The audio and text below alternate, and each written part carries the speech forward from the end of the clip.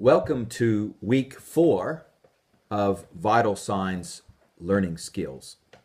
Today we're going to look at the question, what do I say? Last week we looked at, well, who does God want me to reach? If I am a person of peace, then God has saved me in order to reach other people. And so we began to map out some of those relationships with people we know and people that they know. We're using that to pray as a prayer strategy because Jesus prayed for generations, and also to build a strategy to actually share with those people the good news of Jesus and to hopefully disciple them. So what are we going to say? Well, that's what we're going to look at today. And the first tool I'm going to give you is what we call the 15-second testimony.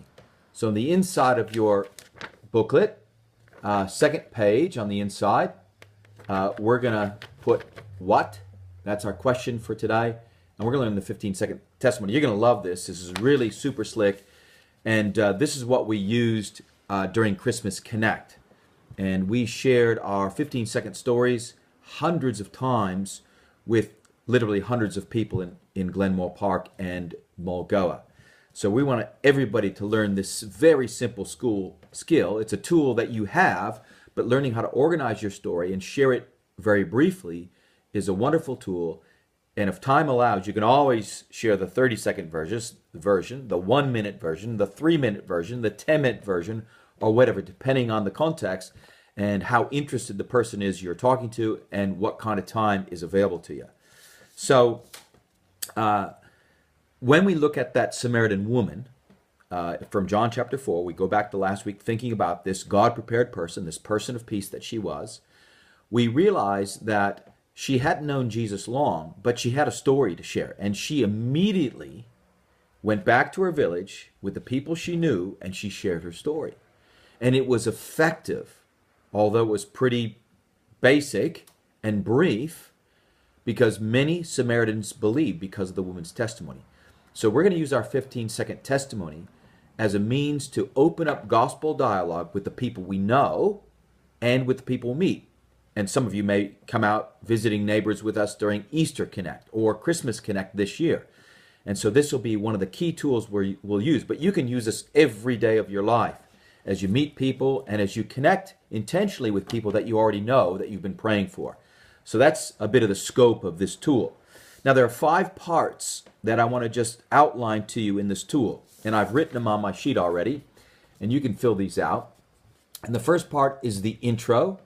The next part is we're looking for 2 words that will describe our life before we met Christ, 2 words that describe how we met Christ, 2 words, this now is the 4th part, 2 words that describe how our life changed as a result of meeting Jesus after we met Christ, and then we want to finish with an ask, a question, to see if they want to dialogue with us in regards to our story, sharing their story, and talking more about the gospel.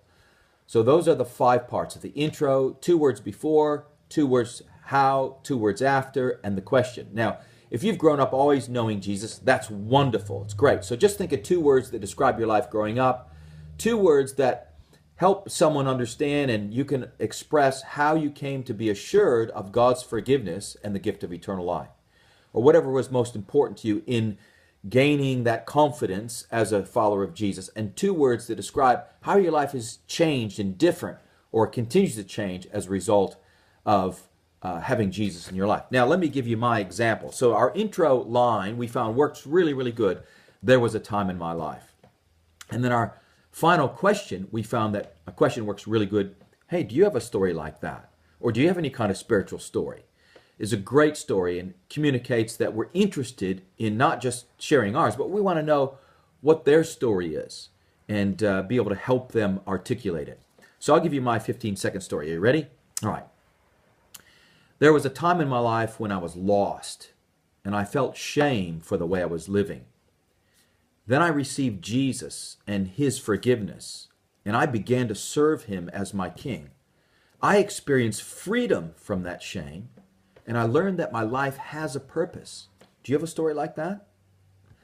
So that's my bare bones, simple, cut down to 15-second testimony. Now, what I'd like you to do now is to take some time and don't overthink this. Don't make it complicated. You don't have to use my words. My words were lost in shame, my life before Christ. My life after Christ were freedom and purpose. So think about your life. Choose your own words. I usually find people do best when they use the words that come to their mind most quickly.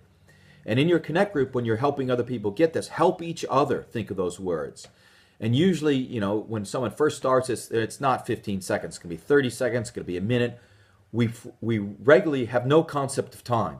So it takes a little while to sort of sort it out. Some people do it very, very easily and very quickly. Other times, other people have more difficulty. So help each other do this. But it's really, really important that we get this framework. And it's very helpful. Like sometimes I'll share my little story, and before I even get very far, someone will reciprocate with some of their story. That's great. But because I got a framework, I know where I'm going. So it may not take 15 seconds. It may take 5 minutes or 10 minutes. And that's great because we want to have gospel dialogue. We want to connect with people. So, and also, once you get this little framework going, take time in your Connect group to mix it around, practice with this person, give a little feedback. Hey, this was good, that was good, but this was a little bit unclear, or this word, what do you mean by that? And then change partners, share around at least 3 times, and practice next week if you want to. So that's it.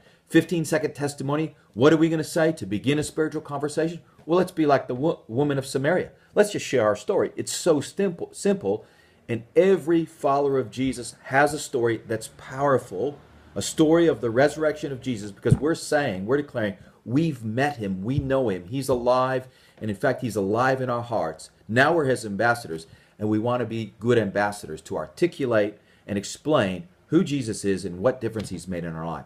So have a go with that, and we'll see you next week. Take care.